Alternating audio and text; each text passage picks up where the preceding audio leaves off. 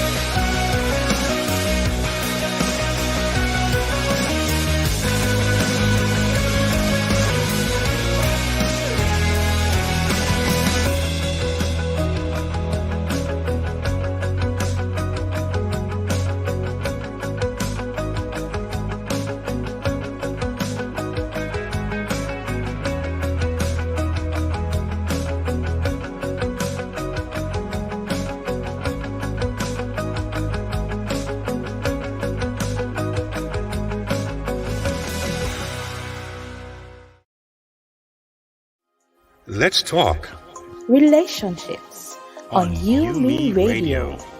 So what are we talking about? Marriage, dating, parenting, business, And love, emotions, sex.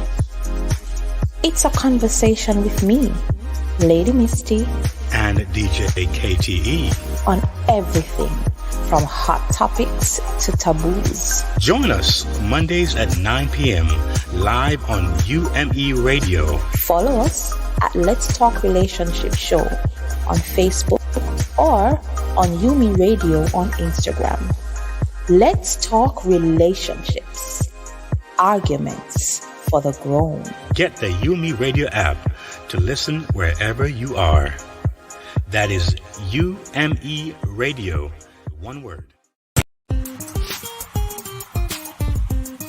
Across the country have been connected with millions of dollars donation weekly news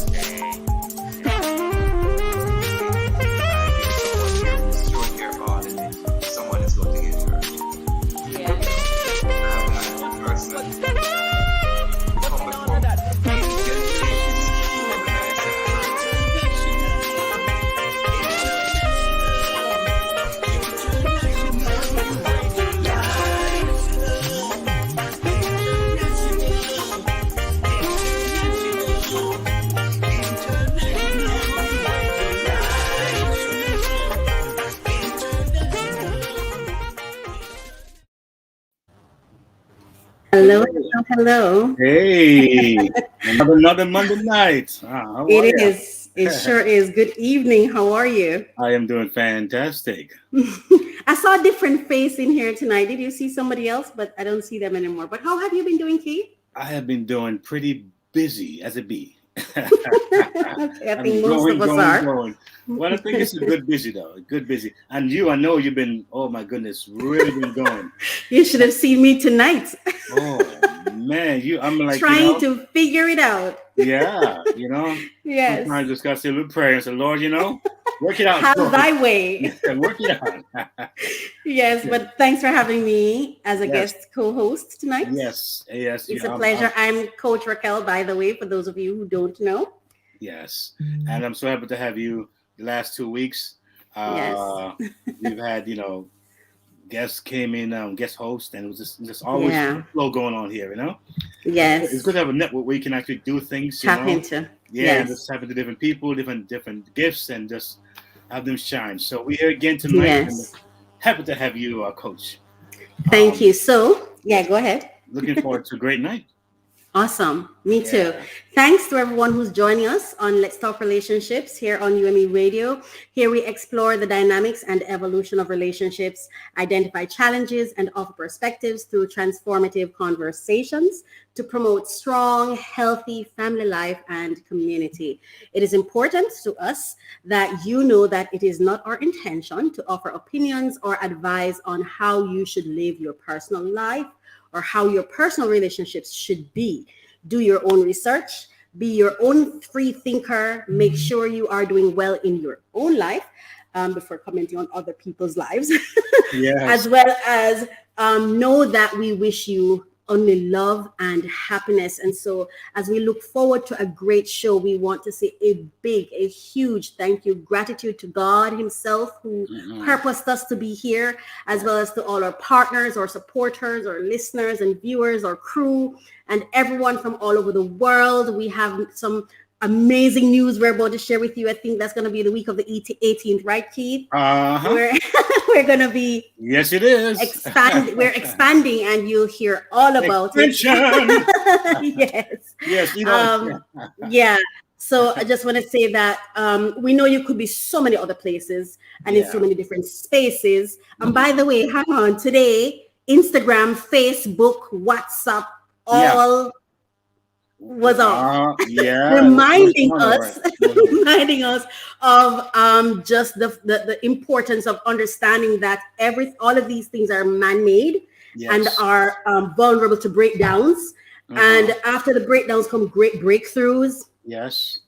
So let's not take anything for granted. So we are so thankful to be here on this platform today. I am Coach Raquel again. Like I said before, I'm sitting in for Lady Misty, and of course I'm here, Lady Misty, who is a wife, a singer, a sister, twin, and educator. She shares so many commonalities with Keith. I'm a single person. Lady Misty. Oh my goodness. Oh my gosh. Yes. I'll tell you, we miss you, Lady Misty. Yes, she's not well. She's not well. Hi, Apostle Faith Walters. Thank you.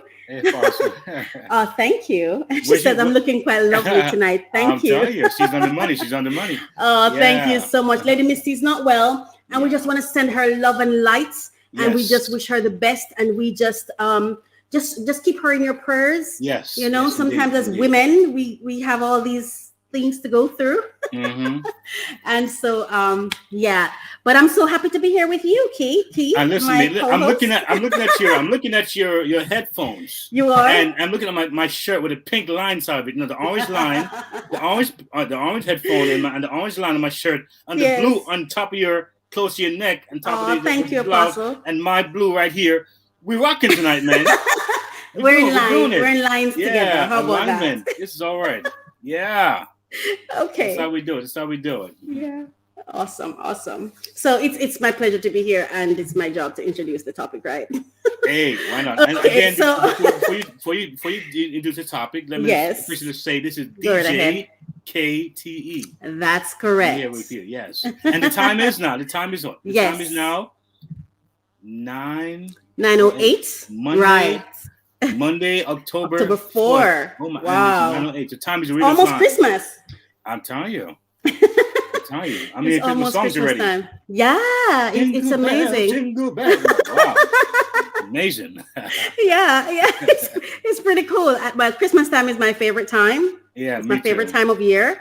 Yeah. So just a reminder before we go into our discussion, you can listen to, just in case you miss it, or if you want to listen to this again, you can listen on all the major digital platforms. Everywhere there's a podcast, we're there. Everywhere music is played, we are there. And coming soon to television, we'll be there in the US, Canada, and the Caribbean. We'll be there. Yes, and you can access us globally, everywhere online. We'll be on television, radio, and connected TV. We're already on connected TV. If you watch YouTube, I watch this program on my television all the time. It's on right now.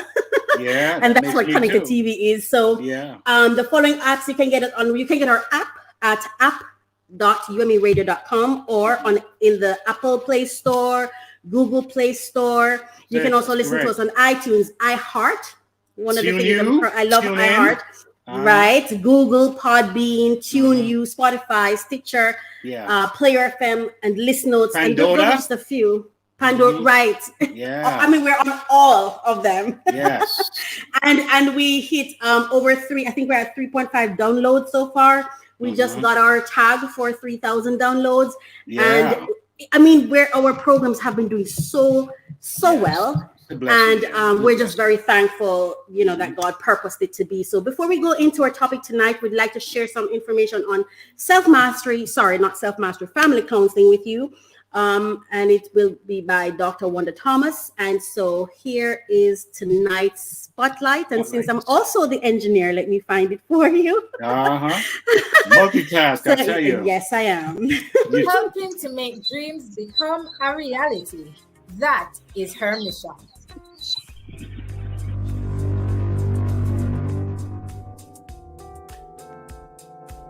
Today, we are here to introduce you to a phenomenal woman of God, an ordained minister, counselor, speaker, licensed wedding officiant, a certified chaplain. She holds a doctorate in theology, master's in pastoral counseling and divinity, and a bachelor's in psychology, along with certifications in Christian counseling, mental health, adolescent behavior, and family counseling. So I'd like to speak to you a little about your work with families and couples.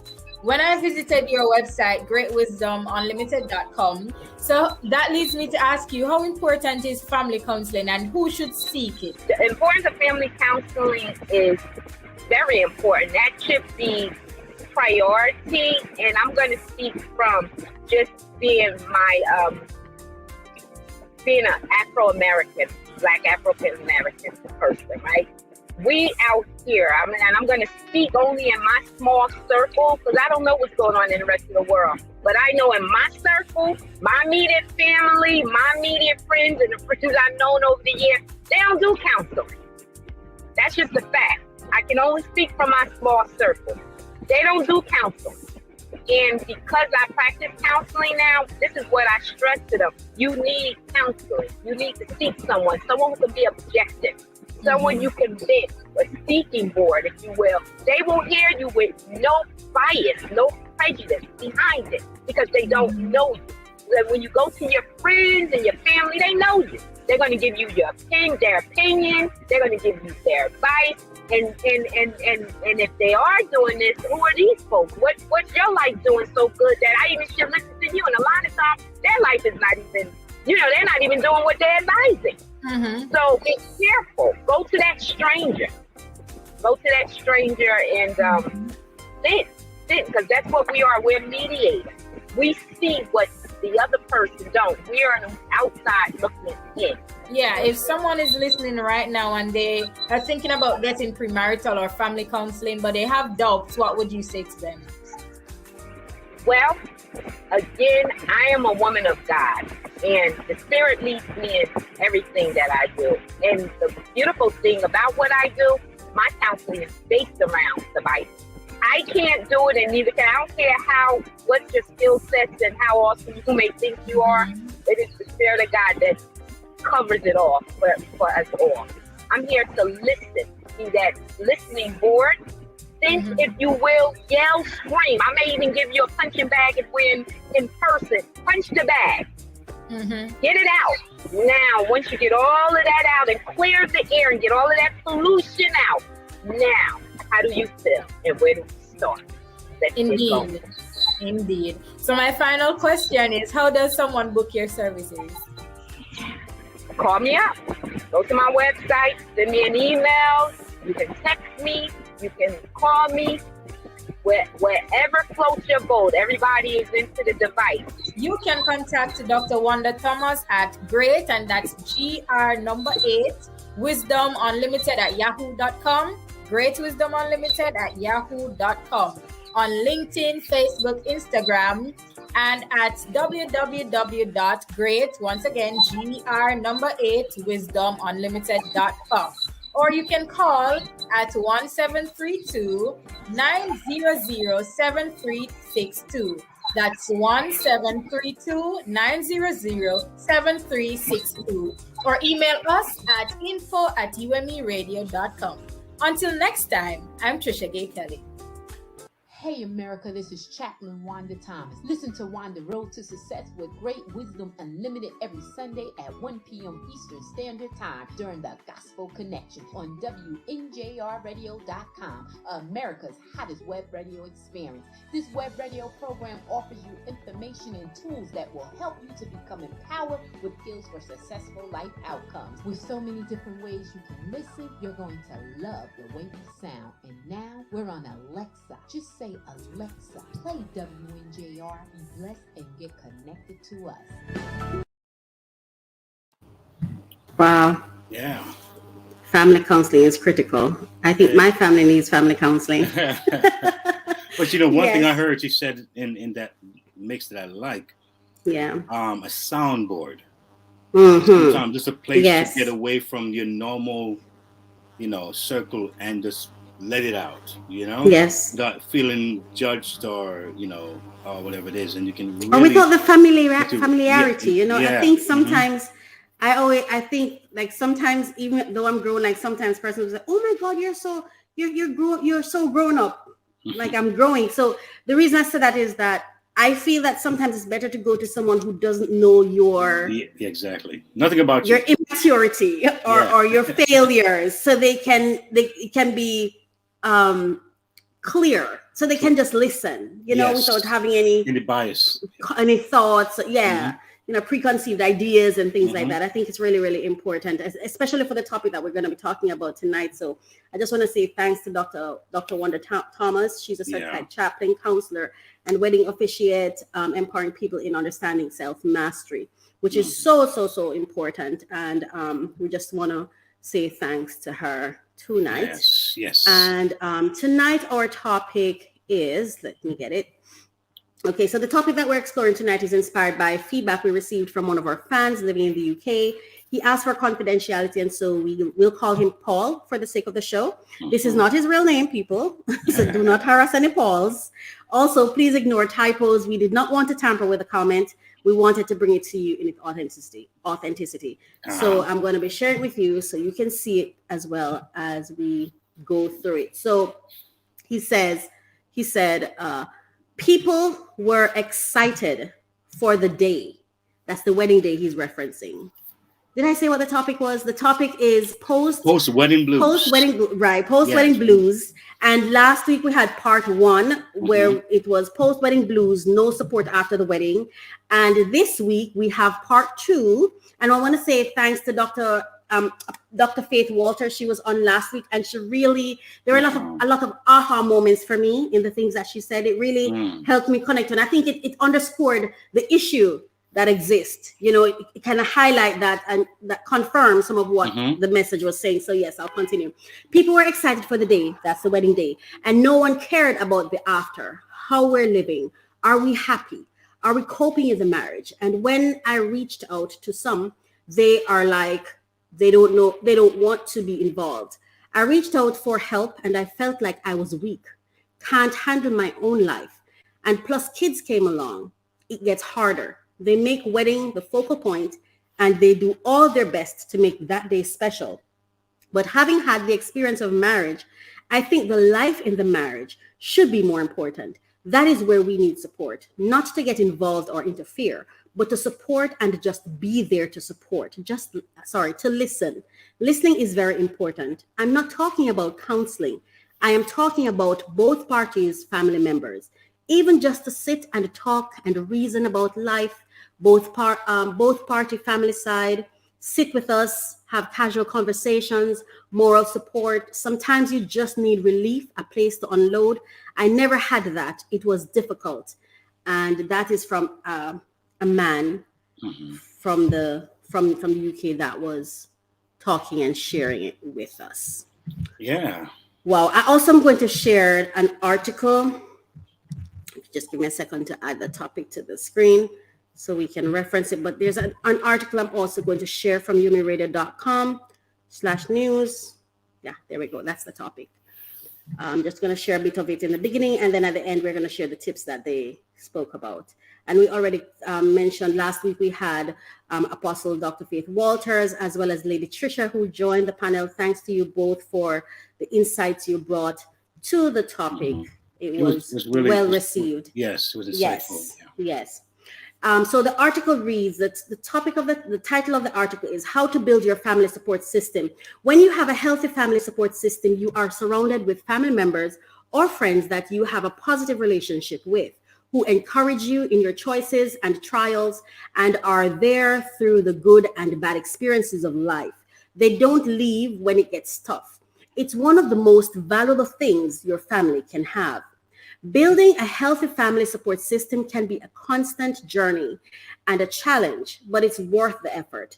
The beautiful thing is that it looks different for everyone. For some, it may be made up of mostly extended family. For others, friends, co-workers, or just one or two trusted people may make up the family support system. Whatever the makeup, it's one of the most valuable treasures you can have to ensure your family thrives. And if you'd like to read the full article, you can go to umeradio.com/news and you can read that article. I think that article was very profound. I remember last week in the conversation, Keith, when we were talking, I think one of the things that for me, Dr. Faith spoke about that resonated for me is being proactive in being selective about who you bring into the decision, the into your network as a support system. Yeah. And so with that said, our topic tonight again is Wedding Blues.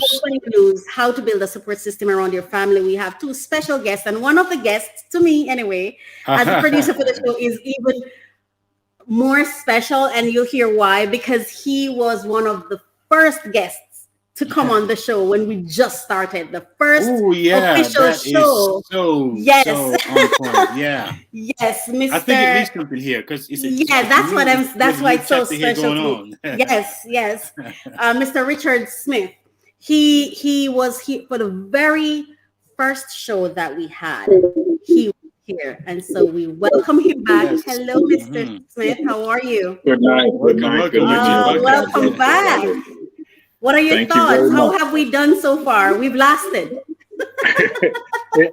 That in and of itself is to be complimented, and we can only but expect many more things of greatness. God bless you, and also our brother Keith, and also all the best to both of you. It is a topic tonight that God bless you both, just in terms of just how dire it is. This is needed in our churches and in our relationships. Wow. Yes. Awesome. We also have another amazing, she's just beautiful guest, very special to us. She's also returning, and her name is Andrea Hampton, and we just have her on now. Welcome back. Welcome, Ms. Hampton. How are you? Hi, can you hear me? I can hear loud and clear. I'm getting some feedback right now. I heard that I was an attorney. No. I'm like, wow, thank you for that. Like, I'm not, let me clear that up. I'm not an attorney. Right.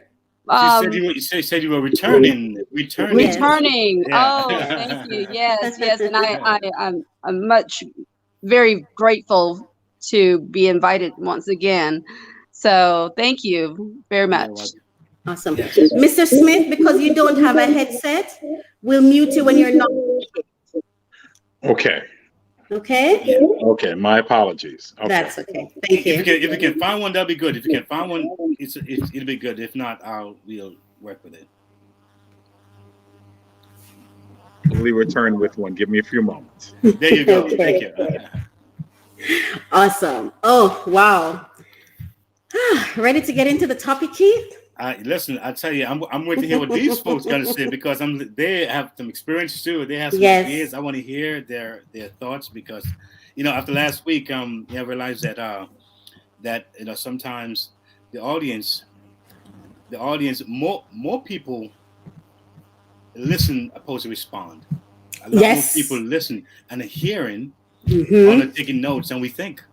Believe me. So we may see a few people here responding, but believe me, a lot of people hearing and they're saying, yeah. So we get those feedbacks in the background, in the emails, like, So it's so important. When I heard the last show, how we are to sometimes pay real close attention to what we read and how we respond, because folks are listening, and folks are broken. There's a lot of broken hearts, broken spirit, and folks looking for ways to find a space of a safe space. A safe space. Thank you. That's the word. And so we endeavor to be that space for many. Yeah. And so I'm sure this show will be an addition to what we had last week, and even more insights and ideas. Absolutely. These crazy situations sometimes. Yes. And Pearl, what are your thoughts? Did you hear the letter that we read? I didn't hear the letter. Okay, we'll just go back to it then. Yes. So it's on the screen, and I'm also going to read it as well. So a man wrote into the show from the UK, and he had this to say: people were excited for the day, and no one cared about the after. And he's referring to the wedding day. The wedding. How we're living. Are we happy? Are we coping in the marriage? And when I reach out to some, they are like, they don't want to be involved. I reached out for help, and I feel like I was weak, can't handle my own life. And plus kids come along, it gets harder. They make wedding the focal point, and they do all the best to make the wedding that day special. But having had the experience of marriage, I think the life in the marriage should be more important. That is where we need support, not to get involved or interfere, but to support and just be there to support, to listen. Listening is very important. I'm not talking about counseling.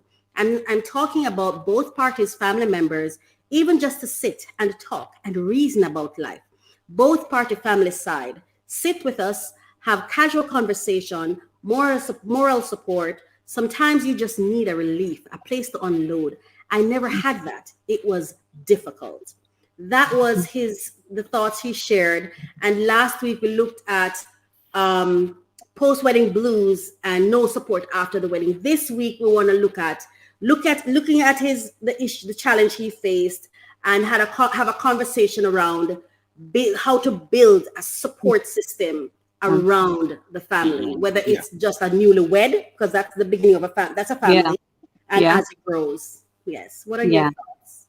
Well, that's very interesting that a man wrote in. I found kudos to him for having the strength and the nerve to bring forward, I need help. So congratulations for stepping forward and asking and looking for advice. I think that's commendable, because a lot of people keep that inside. So what I want to say about that, whenever you're wanting support from others, especially when you're in a marriage and you're looking for that family support, a lot of family, they forget that we all love the same person, right? We all are loving that same person. The mother-in-law is loving the son or daughter who married the son or who married the daughter. And the father-in-law loves that son or daughter who married the wife or son. So what we forget is that we are all on the same team. We're all on the same team, and we have to understand that, okay, someone has come in and married into the family. So we've got to look at, you know, the fact that maybe they're feeling some kind of hurt or pain from that wife or from that husband, and they're looking for that support. What we do as family, when we are asked to be supportive, we get a lot of defense and a lot of judgment when it comes to asking for support. That's why I congratulate that young man for even coming forward, because there's a lot of judgment from outside, and you have to realize that we're all on the same team. We're all on the same team, and we should not allow judgment to enter into the realm of support, because judgment gives way to leading people down the wrong direction. And you know, and then we look back at it all and say, we messed up. We should have been there as a support system and not a judgment system. So I think we all need to realize that we're, you know, first of all, we're on the same team and we love the same person, and that we should look at it objectively. So thank you. Yeah, I know that was a lot. No, that's okay. That's why you're here. Yeah. That's why you're here. Richard, if we may ask you, is it okay? One of the things he spoke to me, the person, because I'm the producer, and he spoke with me, and you were so right, Andrea. When I was shocked, I had to ask, why are you telling me? You know, and he said, because I just felt safe. You didn't judge me. You didn't have an opinion. Yeah. You just listened. And I was like, okay, I had no idea I was doing the right thing, but I'm happy. Yeah. One of the things he mentioned was he had 150 people at the wedding. And then it's like they disappeared after the wedding itself. They were married for about 10 to 12 years. Richard, what are your thoughts? Is it important, first of all, to select your wedding party with intention? Good evening, everyone. I'm not sure if that, for me, that's critical. I've been married, thank God, for 24 years in about another month. Congratulations. Thank God. 3 wonderful sons. And we have definitely, my wife and I have absolutely been through the gamut of issues, and certainly the honeymoon blues, and going through the first year or two. Well, I'll speak for myself, saying, why did I get married? Lord God, why would you have sent me into this den of lions and wolves?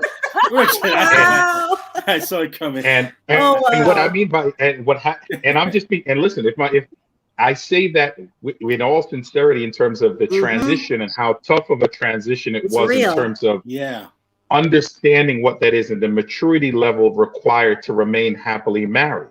You know, and one of the first things that dwindles away is sex.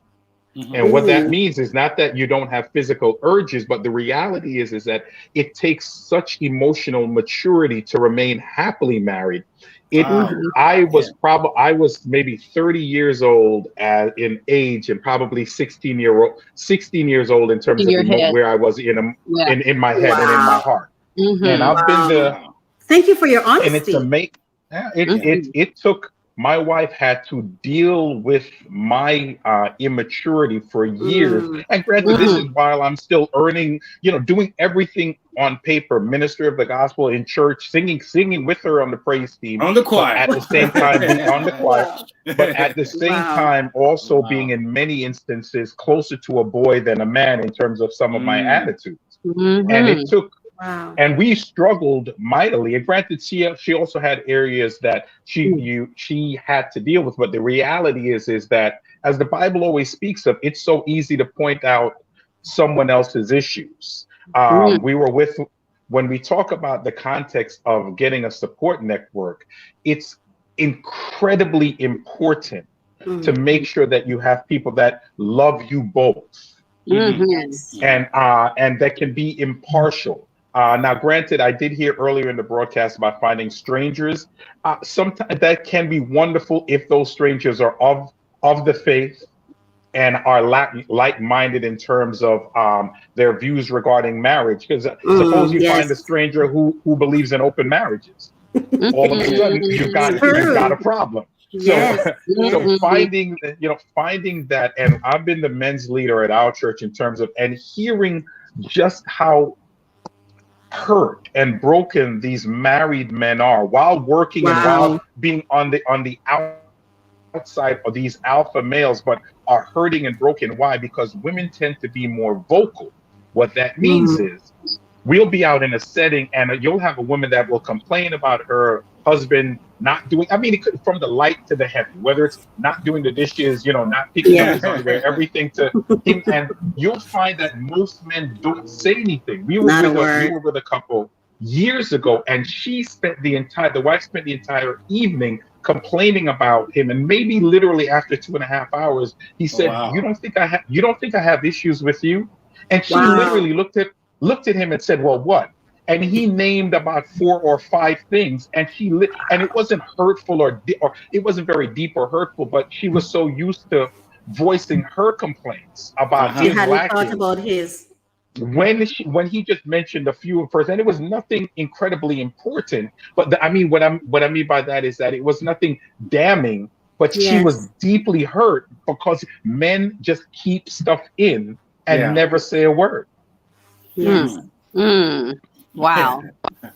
Wow. That's powerful. That is powerful. What are your thoughts on that, Andrea?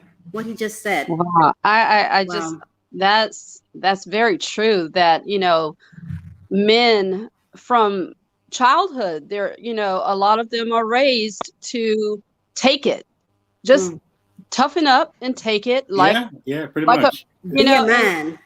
And that is very, that's very toxic. It's very, it's a toxic way to raise a son, I believe. But we all have to understand that we all have emotions. That's a part of us, man and woman. We all have emotions, and it's the way we express our emotions is what makes us strong. Right. The way we express them. If we hold them if we continue to hold them inside, like we teach little boys, hold it inside, toughen up, man up, don't cry. All these things, they're stuffing these emotions. They're going to come out some way, somehow. They're going to come out, and it's not going to be pretty. Yeah. Andrea, I just to piggyback that, I'm going to tell you, that's amazing. I'm so glad that you said that, because it really is so important. I've got 3 young men that I'm raising, and to this very day, they're 21, 19, and 15. I chase them for hugs. I'm like, you're going to, we will fight it all. Jokingly, like, I love you. So it is something that they know to hear from their father every day of their lives. Even if I'm upset with them and I've got to discipline, I love you. I give you a hug. The reason why that's important is that we find so many men that are just they're so guarded that even the wife can't get through. So a lot of times divorce happens is just because the men have put up such a wall that even their very own wives they can't penetrate. They can't penetrate. So Andrew, you're absolutely right.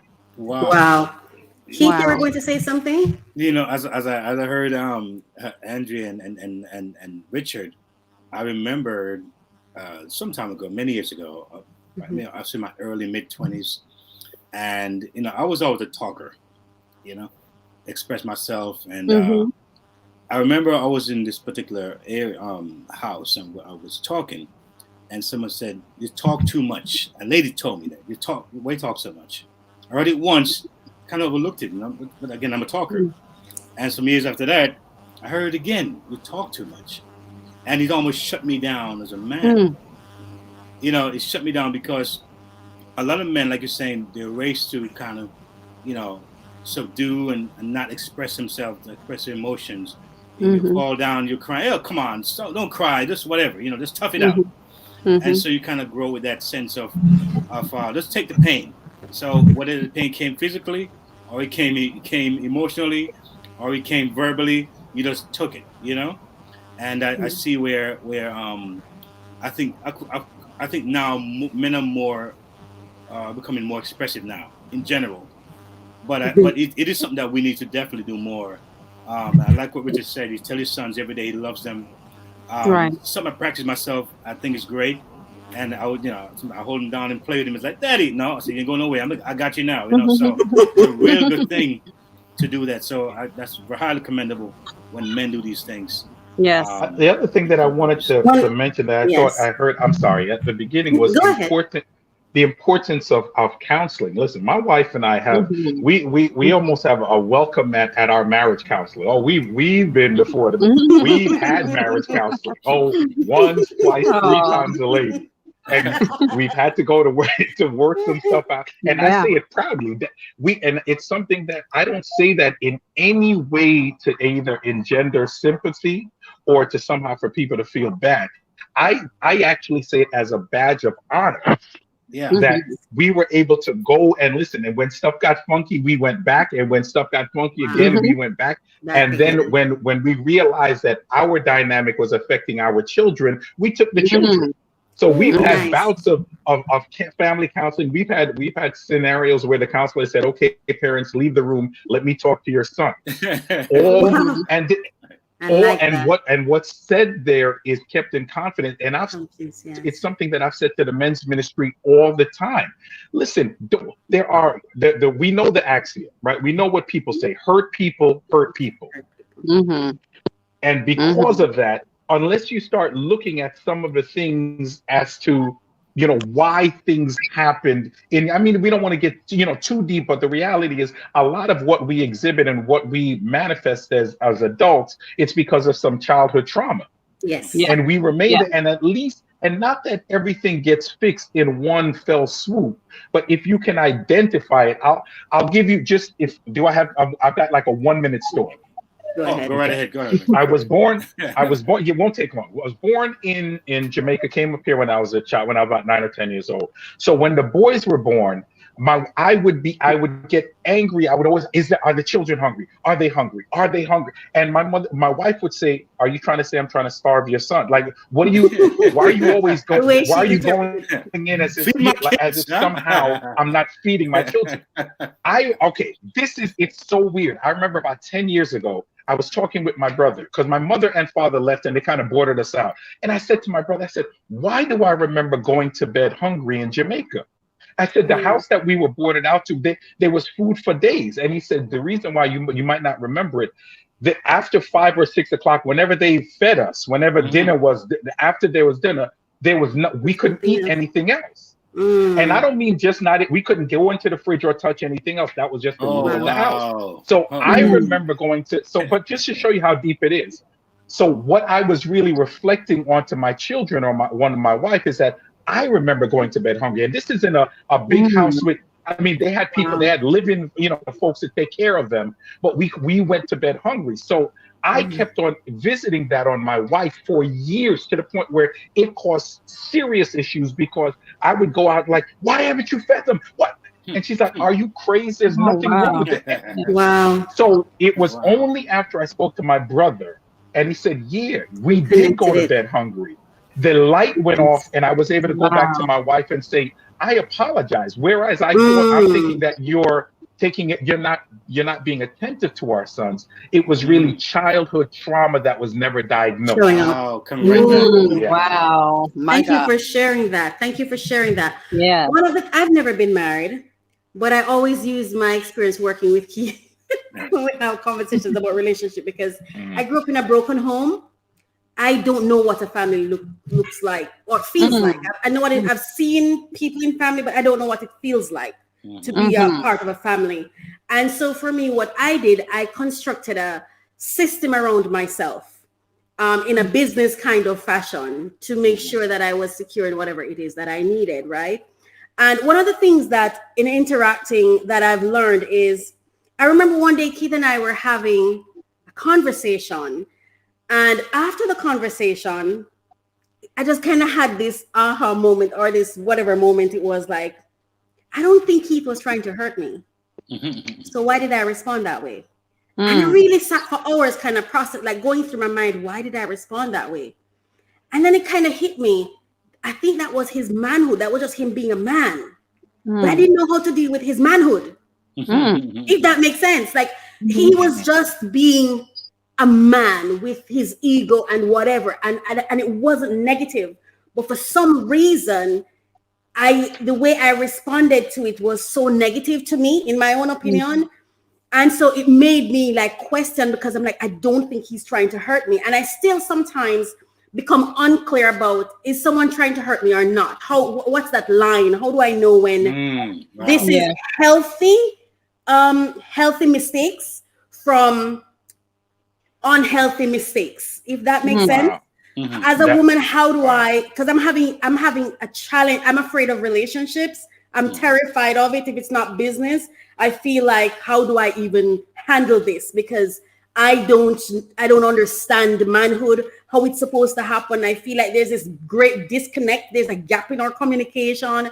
So sometimes I don't know. So as a wife, how does a woman prepare herself to honor the manhood in the man? Wow, that's powerful. That's powerful. Yeah, that's very powerful, because I came from a single parent home, and I want to talk about that, how when we get married, a lot of us are coming from single parent homes. Right. And I married a man who came from a 2-parent home. He had both his mother and his father. I did not. I just had my mom. Wow. So it was contrast. Wow. It was interesting to see how his family interacted with one another, because I wasn't a part of that growing up. My father was there, but he wasn't present. He was in the military, or he was deployed somewhere. So although he was married to my mom, he was not present. Okay. Yes. He was not present. And it was very interesting to see how my husband and his parents interacted, and how his mother and his father interacted with each other. So when you say, how do I honor the man? Honoring yourself first is how you honor the man, because when you know what makes you happy, it kind of spills over into the gratitude that you have for that man. Wow. And that's how I've been able to process it in my head. How do I want to be felt? How do I want to feel respected? How do I want to feel gratitude? And a lot of that I have trained myself, and how I wanted to feel, I just give away. I give away freely. I respect my husband. I respect him, and I give him love because I want that. But, so I have to ask myself, what do I want? What do I want? And I kind of, just mirror that with him. And that's very interesting that you said that, because a lot of us put more effort in getting a job and going on a job interview versus interviewing our future spouse. Yes, absolutely. You know, the person we're going to spend our lifetime with. We don't give, you know, we're here studying the history of a company and, you know, when were they founded? Who's the owner of the company? And all this stuff we get all wrapped up into and go in for an interview. We're not asking questions of our future spouse. Absolutely. Wow. We spend 4 years in education, right? Yeah. Right. We spend 4 years to get a bachelor's degree. Yeah. But we spend no time in building. And I always put it this way: when we have our monies, we protect it. We put it in the bank. We hide it. We save it. We invest it. But then when it comes to our heart, we just give it away. Give it away. Yeah. We just give it away. I think go ahead, kid. I'm sorry. No, go ahead, Richard, because I got a question for you and her. I'm gonna finish. Go right ahead. What I thought was amazing, as you just said, it's just that the context of that's a great analogy about the whole. You interview so many things. You know, when you go through, you prep for all of these things, but in terms of what that looks like, I had to learn the hard way, and it was through counseling and others knocking me over the head. No matter how funky the argument, no more name calling. Yeah, because there's a difference between going through the issues, whatever they are. Once you delve into name calling, it changes the entire dynamic. And so it really, one of the things, and it was one of my, really my wife wasn't there. She had other things, but that was richer. So I had to learn that, okay, you can be upset about anything, no matter whether it's real, perceived, whether it's whatever the case may be, but there's a few things you can't do the name calling, you can't do the curse, all of the things that can, because what happens is when you do that, even after the effects of the argument passes, the damaging effects of your name calling remains for weeks and years and years. And you know, and as every man that's been in a relationship will attest to, you will have a wonderful sister who will say, I remember back in 1973, we were walking down the street. There was a young lady in a blue dress on the corner. And I remember saying to you, and all of a sudden, you're the guy that can't remember what you had for breakfast, but your wife has quoted chapter and verse of something that happened literally 39 years ago. I'll tell you, part of the, you know, even in the context of what's being discussed tonight in terms of a support system, I thank God that I had a few good men that I could talk to. There were some idiots and I mean that by idiots. They're still friends of mine, but I could not go to them for any relationship counseling because their point is, okay, oh man, you want to talk about it? Let's go to a titty bar and we can talk over it over drink. And I'm just being, listen, I'm sorry for being so trans, but it is what it is. That's you, Richard. I love it. Or just let's do something that you know good and well you shouldn't be doing if you're trying to get counseling to how to preserve the integrity of your marriage. And I love that you were speaking about that. Yeah, you know, I love it's real. Yes. Yeah. Go ahead. I'm sorry. You know, Coach. I want to ask Richard and Andrew a question. But looking at my own life, I grew up in a family, mom and dad. You know, but it felt a lot like they were not really, you know, mom and dad. They were just two adults. You know, but I understand in the old school, you would understand that, you know, they thought a certain way, there's a certain way of thinking and doing things. You know, to the point where it felt like they were like separate worlds in the house. But anyway, growing up, and of course we didn't see counseling as anything that was important. You know, that was like considered secular and not religious. And what is that? You know. You go to the elder and the pastor on whatever they say you do. So, you know, pretty much that's what it was. But how do you both feel about couples getting counseling, even if they don't have an issue in the marriage after they get married? Like, you know, just going there, like maybe 2-3 months maintenance, you know, maintain their marriage. Because I heard you said something about being funky, and you went to the counselor. How do you think how important do you think it is to go to counseling just when things are okay after marriage? I think it's critical. Yeah, I think it might be coaching and therapy, two most important investments. Without any major issue. I don't care. There's always issues, even if it's just you. Gotcha. Well, part of I believe that everyone should be in counseling, and I'm sorry. Everyone. I agree with you there.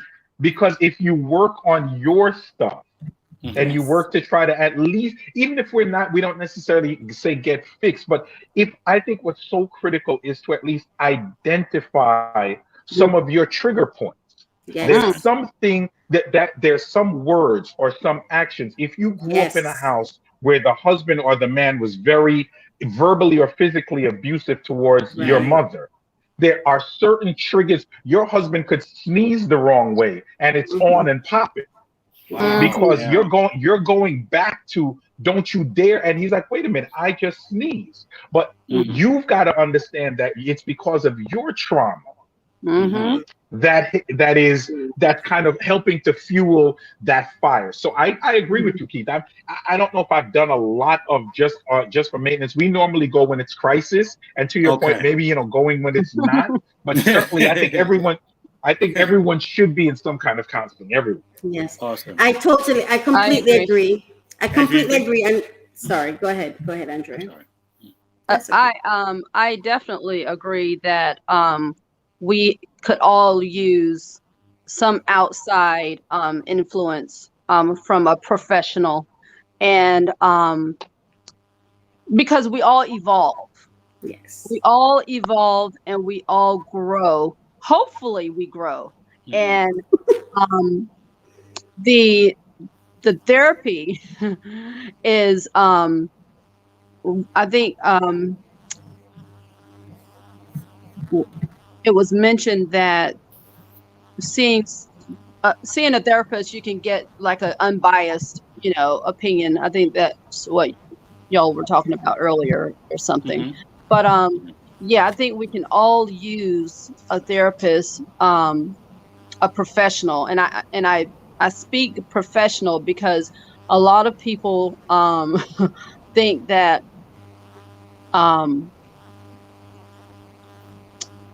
oh gosh, what was I going to say? Lord, I forgot. Jesus Christ, help me. That's all right. I forget all the time. I forget all the time myself. Welcome to the family. But a lot of people tend to go to the wrong people and seek therapy when they should be seeking out professional counsel. That's all. Professional counsel. And I heard Coach said about coaching. I heard you mention that. Yes. That's critical, I believe. Yeah. Like I said, I had a broken family, so I didn't really have family anything, but I've always been an entrepreneur. And as an entrepreneur, I learned to have a system around me. And what I learned is in 2016, I learned the power of therapy and coaching. I believe it's the two most important investment one could ever make in self. Yes. Counseling and coaching, unearthing the trauma, and then learning how to use the breakdowns for breakthroughs. Wow. Right? That's what the counseling helps you unearth. The counseling helps you unearth the trauma. Yeah. And then coaching helps you learn to use the breakdowns that from the trauma to become breakthroughs for your life, because your trauma is connected to your purpose. Right, to your divine purpose, because your trauma is what generates your motivation. Right, you're motivated by the trauma, but so those things are really, really important. And one of the things I've learned is it's important to have the professionals help you. But it's also to the point of what he was saying. I think I understand when he said just someone to sit and talk to sometimes. You see, I believe that you have to cultivate a system around yourself. I learned that in 2016, my business was stolen from me, got real successful, and it was stolen from me, and I never touched a dollar from it. And I had people from Australia calling me. I mean, the person who let me know my business was being stolen was somebody from Australia. I've never been to Australia, right? And I can't even find her back to say thank you, because I don't know where she disappeared to. I think she was just one of my kind strangers, my angels, right? And I remember, and I still feel the pain even talking about it. I remember after it happened to me, everyone around me was, oh yeah, we saw that coming. We knew he was going to do that. And I sat and I'm like, so who was I being? They saw it coming. Who was I being that no one thought of saving me then if you saw the danger? Wow. I remember I sent out an SOS to everyone on my WhatsApp because I got that desperate, right? I needed a lawyer and I had no money because, again, I didn't have a personal account, just my business account, and everything went in it. Wow. And when I sent out my SOS, nobody helped me. I had to ask myself, who am I being that I'm teaching them to treat me how this to way? treat you? Oh, right. God. And so that was when I really learned. I had to do hypnotics. I went on searching for myself because I had to understand I felt like Daniel in the lion's den. I felt like everyone that was around me, that I had around me, was against me. Nobody was supporting me. So when he said those things, I cannot identify with a wedding party, but I can understand the being intentional about who speak into your ear, the people who you go to. Wow. When crisis happens, who do you go to? Because like he said, he did do counseling, and I'm so thankful he did. And I'm so proud that a man had that conversation. Women, you're important too. That's not what I'm saying. It's just that they never talk. Yeah. That's why it's not. I don't think it's so much that I was a good listener while I listened. It's because it was a man talking. And what he was talking about, I was like, I'm not going to talk. I'm just going to listen. Right? And I think we need to understand when it comes to relationships, we have to become more intentional about them, because your relationship is what determines your outcomes in life. It determines the quality and quantity of your relationships, determine the results you get. It determine whether you're going to have a successful outcome or a failure outcome, right? Your relationships are so critical.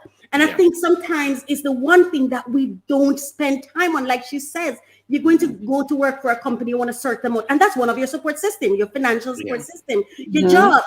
You have to also ensure that, is my place of work favorable to my marriage? Is my place of play favorable to my marriage? Is where the school that my kids going to favorable to my marriage? If I have I remember we had an episode where we talk about miscarriage and stuff, and the way women showed up and supported women and stuff like that. We're really hearing a lot about the men who support the man when there's a miscarriage. So I think I believe that's just me. This is just my opinion. And again, because I take everything from a place of business, because that's what I know. So for me, I've always thought of, should I get married? It's going to be very strategic like that in my mind.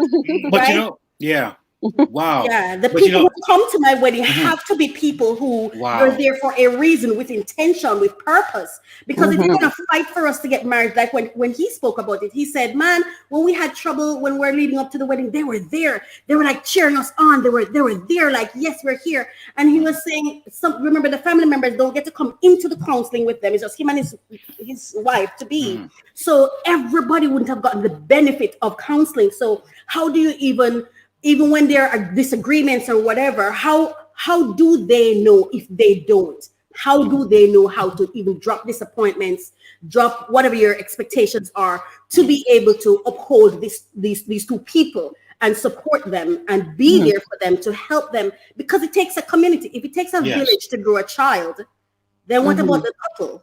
Wow. You know that's very interesting. But that is very, very powerful. But Richard and I go to the same church. Great pastor. We have Pastor Dean Brown, great man of God. And as I listen to Richard tonight, and as you mentioned about being intentional about who we have in our space, tonight's show, having these guests, it wasn't just a random thought. Again, going back to relationship. Hearing this man over the years, how he spoke, how he's transparent, how he's just like, as a man, I looked at him, this man is really a man's man, he doesn't hold back. And there are times when I would be at the meetings and I said, this man is just such an example, He is. He gave you his failure, his victories, Yeah. And again, yes. you know, and that's, I'm telling you, believe he me, was so authentic. I so respected that. Yes, very much so. So when I Yes. thought about him, it was no haphazard thinking. This man was a man. Yes. You know, and moving and really impacted my life in ways that he probably doesn't even know. He's the only one that told me, only man that ever told me before that keep trying. One day it's gonna happen. And the way he said it was like I felt it in my bones. The way he said it, Ski. Keep trying. You never quit. You'll keep going, and it's gonna happen. Miss Andrea, same thing, similar. When I first heard you speaking online, and you were so selfless in your giving of information, like wow, wanting to empower people. That relationship, you know, how it is so important. So, you know, it might be early before we close, but I'm telling you, before we even close, you both are really special people. Awesome. Yes. I like what you're saying. I appreciate the kind words. God be praised. I wanted to mention something that troubled that I ran into. When I tell you I could write a book on the foolishness that I've done, you know, foolishness 101, foolishness 201.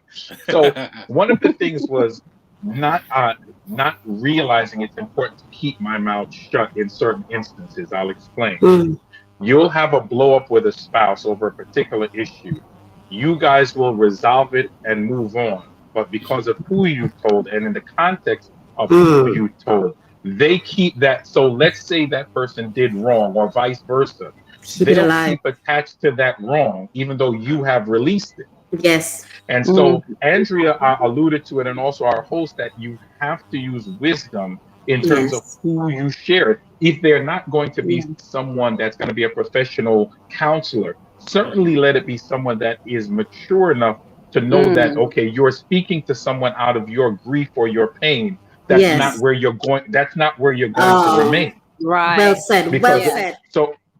So where you are right now isn't where you're going to be once you resolve it or once you work towards resolving it. Yes. And and that's important because over time, it's those little things that really, really, really cause us to make sometimes some horrible and horrific choices. So as I said, when I tell you some of the dumb stuff I've done in my marriage that I've had to go and repent to God and to talk to my wife and said, I apologize again. But once again, it's no one's perfect. But I think, Andrew, you hit on it best, that it's a process. But you've got to realize where you start from. If you really grew up in a home that only had one parent, you're going to how you view marriage and how you treat your spouse will be vastly different. Than if you came from a mommy and daddy scenario. True. That's just the fact. But I certainly believe that the concept of girding getting enough of a support system that you can trust that what you say not just stays in confidence, but that literally goes into a vault so they don't bring up what you told them about your spouse 5 years ago. In a negative way. And you know, I love that you said that. Because one of the things that I've learned is, I remember I was dating someone and, well, it didn't work out. And I was talking to a friend of mine, but I loved the person. And I remember the comment that she made just made me feel like, I don't want to talk to you again about this person. I think, you see, because all relationships are relationships, I believe. So whether it's a business partnership or it's a marriage partnership, it still has to be honored, right? And I do think in selecting people, he said something that's so important. You need to have people who will not become tape recorders, who hears you vent and only sees it negatively instead of just understanding that I'm just saying this is what I'm feeling. I'm not saying this is who he is or she is, but I'm saying this is how I'm experiencing him or her. And it's so important for us to understand that, like you said, again, the trauma and also the way we perceive things, the way we interpret things. I remember I was in a conversation with a guy and I'm like, let's go through the awareness wheel. I sense, I think. Sometimes we skip over we skip over the I think part and we go straight to I sense and I do. But I think there is something to be said about the thinking and the processing and understanding that what I'm telling you about my spouse is not my spouse. It's my experience of my spouse. Yeah, there's a difference. When that person does something and you experience it, you cannot really concretely say this is what they're feeling. You can only know this is how I'm experiencing it. And when you approach it from that, I think it's healthier because then you can work on you. And I've learned to work on me and commit the other person to God and let God handle it. Yeah. I when it comes to relationship, I think I come to my end real quickly. Yeah. And you know what too? We also need some Peters too. You remember when it came for Christ? That is true. Some people to fight for you. Right, Richard? Yes. That's a good point. No, you're absolutely correct. So it's important to have good balanced people around you. Yeah. You have different, and you should know who to go to for what. Some of us go to the wrong people knowing that Uncle Paul cannot handle this conversation. Right. Don't go to Uncle Paul. Do not go to Uncle Paul. Be selective. Go ahead. Yes, I'm glad you said that, because a lot of us go to people that will co-sign on our foolishness. There you go. Oh my God. Hold on, Andrew. Say that, please. Save that again in caps. Oh my God. Oh my goodness, it's true. They will uphold everything that's wrong. Yes. Oh Lord. About your spouse. Yes. Instead of putting you in your place. Yes, and you tell them. Yes, you have got to have a friend who is objective and say, girl, you're wrong for that. You're wrong for telling your husband that. You're wrong, you're wrong, you're wrong. Yes. And we need people that will tell us objectively that we are wrong. And those are true friends, because I know that a lot of my friends, they say, Andrea, sometimes I don't like what you say, but I respect what you say. There you go. Because I know you will not steer me in the wrong direction. Mm-hmm. Yes. I will not uphold any foolishness. I will not. Wow. And sometimes we only tell them the bad things. We never go and say, oh, he did this right. But we go to tell the bad things. Bad things. Right. I just want to share 5 ways the article suggested that one could build a healthy support system. And then we're just going to hear from you. What are your suggestions or recommendations? It reads, if you are looking to build a healthy family support system, if you're looking to build a healthy family support system or strengthen one that you already have, here are 5 steps or great places that you can start. 1, be the support you're seeking. Be the support you are seeking. You've probably heard it said that we teach people how to treat us. This is also true when looking for a family support system. To those that you love and trust most, demonstrate the support you're looking for by supporting them. Cheer them on in their healthy goals and through their life's challenges. Be the support that you are seeking for your own family support system. 2nd, move your circle of relationships to a deeper level. You'll know if they are willing to have a deeper, authentic, and transparent relationship with you based on your interactions with them. Make sure you share how they have been a positive influence in your life, and that you would love for them to be a part of your support system. If you've chosen the right person, they will be excited to grow deeper roots with you. Number 3, don't forget about coworkers, neighbors, and others in your life. People who you see every day are often great people to add to your family support system. They can provide an additional safe place for your children, supply wisdom and guidance in your parenting journey, or invite you to community events that maybe you wouldn't have been aware of before. This is also a great way to build a family support system without adding anything extra to your plate or schedule. Number 4, consider your family's childcare provider or school organizations as part of your support system. Your children likely spend a good deal of time in childcare or at school. If this is the case, don't forget to look at those groups of people as part of your family support system. They already are, after all. They are your partners in educating and raising your children. And the final one is skip the negative Nancy's and other toxic people. In a perfect world, we could completely ignore the people who bring us down.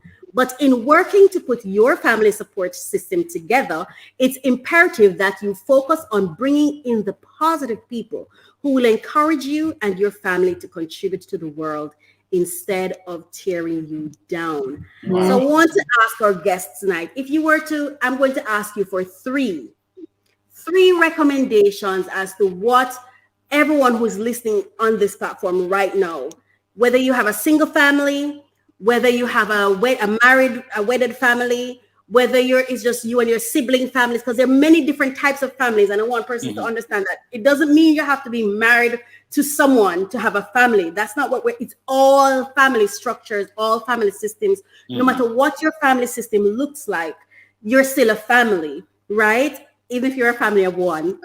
How you interact with yourself is important, because that determines who you attract, right? So I'm going to ask you 3 suggestions if you have it. If you don't, it's okay. You can give us 1 or 2, but 3 would be great.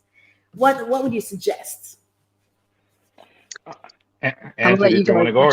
Okay, sure. I've got 3. I think, thank you once again so much for this. I think the first starts with transparency.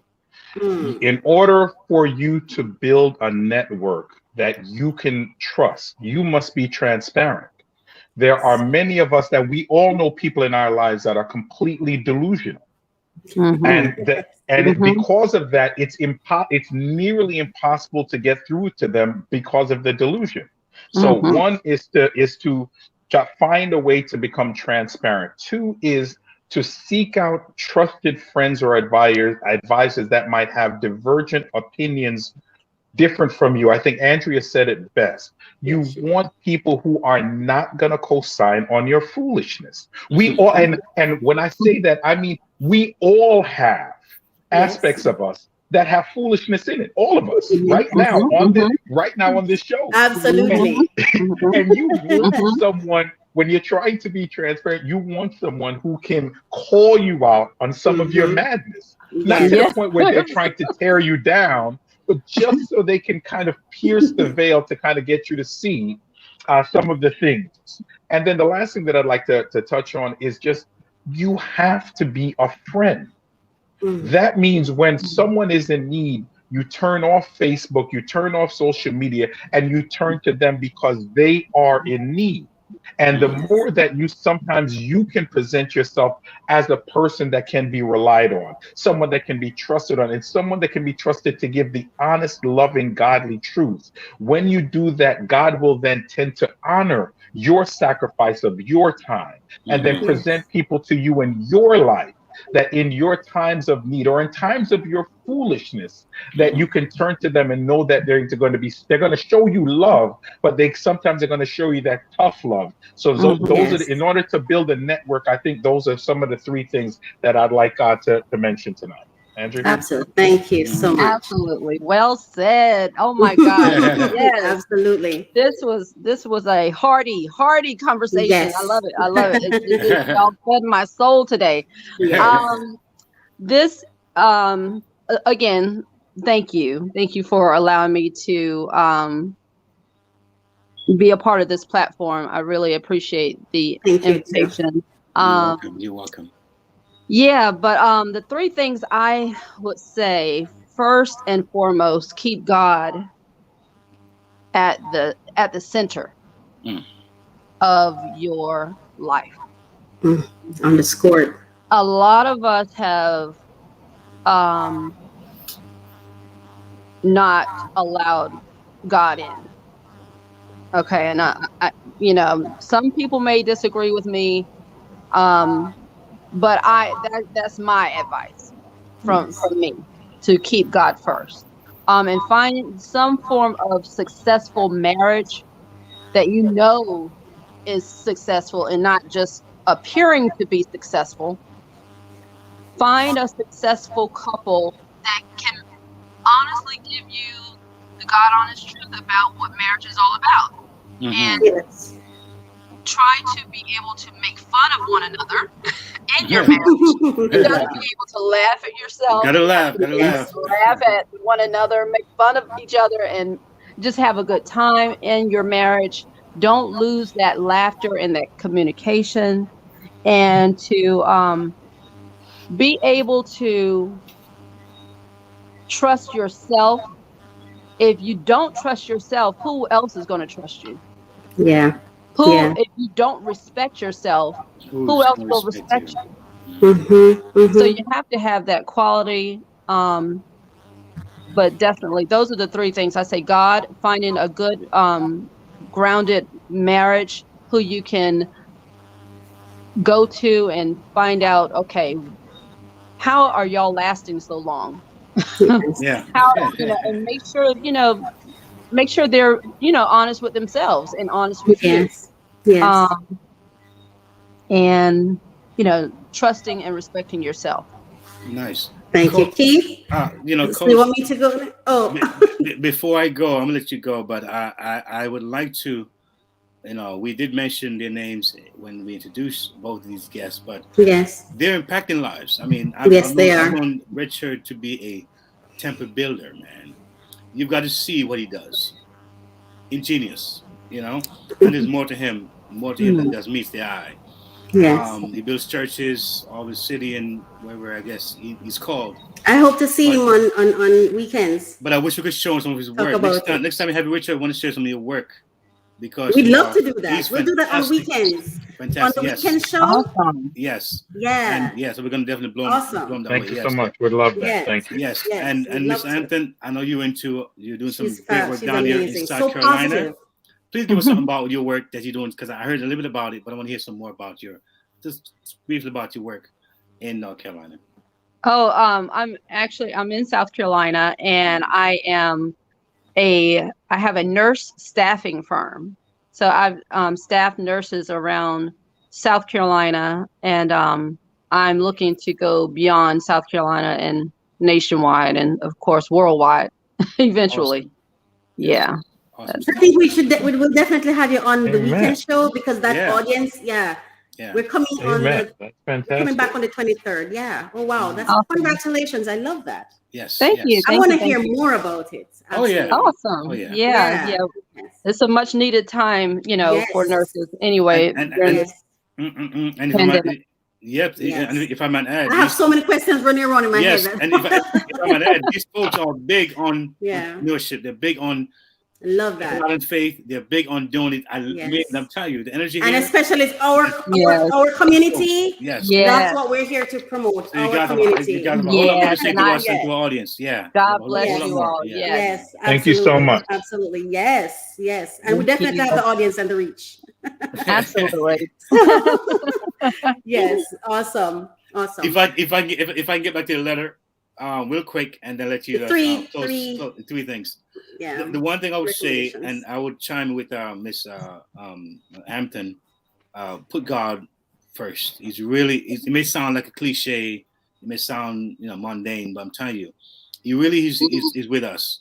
And the simplest prayer works. Mm-hmm. Last night I was coming down from Connecticut at around 11:30, coming down on the highway. Before we left, we prayed in the car for traveling mercies. Seemed like a typical thing we do, normal stuff. Richard and Miss Andrea, on the way down, I don't know what happened. I ran into about maybe a 6-car accident. Oh, I Lord. was in the middle of it. There were trucks behind me, trucks to my right. I felt like, wait a minute, how am I going to get out of this? You could smell the smoke. You could smell the burning tires. Mm-hmm. And this truck in front of me, I don't know how he was able to slow down. And I had to kind of ease down myself because if I stopped too suddenly, I would have been impacted as well. Yes. So just that one small split second of just, oh my God, look what happened here. So that simple prayer that we prayed, it seems, almost insignificant.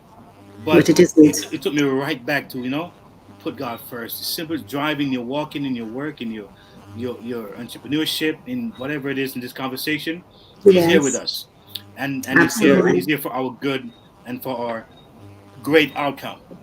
And the letter, and back to the letter, when I read the 150 people, and I think I said on the last show that sometimes we see a lot of people around someone, we don't assume that because they're there means they're interlocked. It means that they're close. So maybe people there say, listen, this guy's a big wedding. He's okay. He's good. He has a family. He has friends. He's okay. When really it could have been a whole different situation. So if you're there, what is my role? What's my task in this person's life? So there's a thought in that. And we should never assume. And the third, what we should do is that we should always maintain being authentic with individuals. Yes. Just they Yes. may not like you for what you said, but just be real. So you don't have to go back and apologize for not being real. Just be real with the person. I think, wherever it lands, let it land there, but be real. Yes, yes. And you're so spot on, Keith, because I think sometimes we need to let some people go, but because we're not authentic, we hold on to them. Yeah. Yeah. Yeah. Yeah. I want to say thank you so much for all three of you and the feedback you had to give. And boy, I feel so blessed to have been a part of this conversation. I really do. I feel like I've been empowered. I feel like I've received tools and techniques that I can use. And I'm so thankful, so humbled and so thankful for it. My three suggestions or recommendations would be: honor your experience and your own truth. Yes. Know your truth and honor it, even if no one else in the room does. Honor your experience and your own truth. I call it own your truth. That's what helped me. That was what drew me out of what I was in, owning my truth and not let someone else own it for me or dictate what my truth was for me. I own my truth. This is my truth. This is my experience. And I'm going to honor that. And because I honor my truth doesn't mean I'm dishonoring you. I'm just honoring my truth. Secondly, have honest communication. Oftentimes we have very dishonest communication, and we're not even in awareness sometimes how our words are changing and the meanings of words and whatever, because everything is down to agreements, right? And so we want to make sure that we connect when we're having conversations and communications. When we repeat it, is it the same? Is it the same meaning? And when someone asks something, are we going around in circles or are we being direct in an answer? Like, just have honest communication. Whatever your truth is, speak it, right? And my third one would be open to the possibility that you may be wrong. Yeah. Just be open to it. Yes. Just be open to the possibility that in this moment, in this communication here, in this experience, I could be wrong. I could be wrong. And if so, how do I then act? So those are my suggestions. Like I said, I've never been married. Wonderful. I've never even been really enough. My family was very broken. But I have a family of one now, myself. Yeah. Yes. I'm growing. I'm finally at a place where I love me. Yeah. Nice. Awesome. And those are some of the things I did. That's a wonderful family. That's wonderful. Family of one. That's awesome. Yes. Yes. Absolutely. Thank you so much for being here, Keith. Yes. Yeah. Again, let me say my thank you to LTR. Yes. It has been a journey for the last year and a half, 2 years. Yes. And I'm excited to see where it's going. I'm excited for the guests who are going to be coming on in the future. And again, Dr. Richard, I say Dr. Richard, that's my word for him, Dr. Richard. And Miss Andrea, I'm really thankful for you both to have you here on LTR. And I'm sure the audience out there are going to reflect that in the comments that we're going to get in the weeks and months to come. Oh, yes, because who are these two people? Who are they? Bring them back on. They do. Yeah, so we're glad to have you both. And absolutely. Thank you so very much. Thank you. Thank you. Wonderful, wonderful being with you. God bless you. Awesome. God bless you too. Thank you so much. Keep up this wonderful work. Thank you. Thank you. And have a good night. Good night. Bye-bye. Oh, Keith, we've come to the end of the show. Yes, we have. How was it for you? How was the conversation? Did you learn anything new? Did anything resonate with you? Oh yeah. I mean, I think again, community, stands out to me. Community. Yes. And people going through. It's a rough and tough world all around us. Yes. And we always consider these moments, especially having this platform here, as a beacon, hopefully, of light, encouragement, I say a safe space. Yes. Where we can, hopefully offer some support. Yes. Because we all at some point need it in different ways, different intensity. Absolutely. We need support. And that's what it's about. I mean, you are on. Sometimes it wasn't the plan. No, it was not. When things happen, it just means that there's divine purpose at work. And I think it was just the right team. It wasn't too much, it wasn't too few or too many. It was the right amount of people here, and the right ideas came out. And I'm very thankful. I'm very grateful. Yes, me too. Yeah. Yes. And I think what made it special for me, I didn't even realize when I was producing the show, putting it together and everything. Richard, he was here when it just started. Yes. And you reminded me of that because I didn't quite remember it.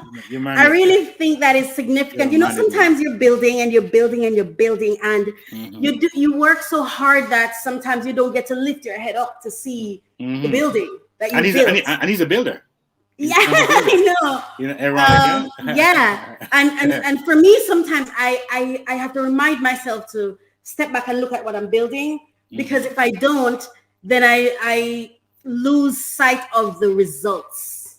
True. To recognize that, okay, we're not back 2 years ago now. We're 2 years ahead. Yeah. Right. Yeah, and progress has been made. Yes. And things are happening. And I have to lift my head up sometimes to remember it, to see it, because I'm so always in the back end working and doing stuff. And so sometimes true. I have to remind myself. And I think as we reflect on this comment from our fan, from a listener, viewer, I learn from it. I take from it. I become better by it. Yeah. And there's somebody I want to shout out to, because she did something and I don't know if she is aware of it, but there's something that she's done that every time it kind of makes me a little emotional all the time. Okay. And I guess it's because over my years of being an entrepreneur, I don't experience it a lot.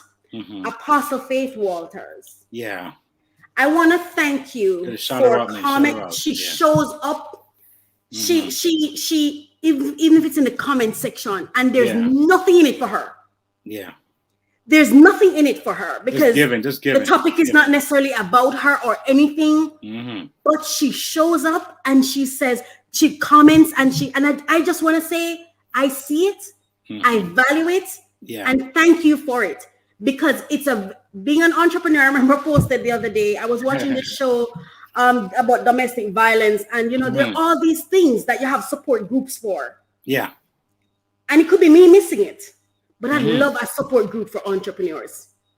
And I'm not just talking a workshop or a place where you apply for funding. I'm talking a psychosocial or whatever they call it, support, where people come hug you sometimes. People give you a place to stay sometimes. Just something to get away sometimes. Just people who. So, and this is the same thing this man was talking about. In your marriage, it's not that you don't love your partner. It's not that you weren't fit to be together. It's just sometimes you just wish someone would just come hug you, come embrace you, come say, I'm with you. Just somebody come say, just let's sit down and just have a chat. Let's just drink some wine and just unload on wine. You know what I mean? But something that's a critical, because I remember seeing a show some years ago.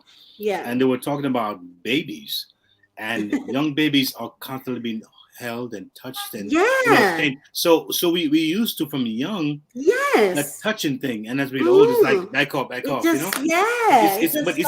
it's a lifelong desire and lifelong need. And the power of a hug, touch. Oh my goodness. My goodness. But I just take from this conversation, and I commit everything I do, my life, my relationships, everything in God's hands, because I can't run it. It has to be him. It has to be him. So thank you so much for having me on your show this evening. And I just want to say thank you so much. Oh gosh, the comments. I just like to run through the comments a little bit. Apostle Faith. Hi, Latoya, Lady Latoya J.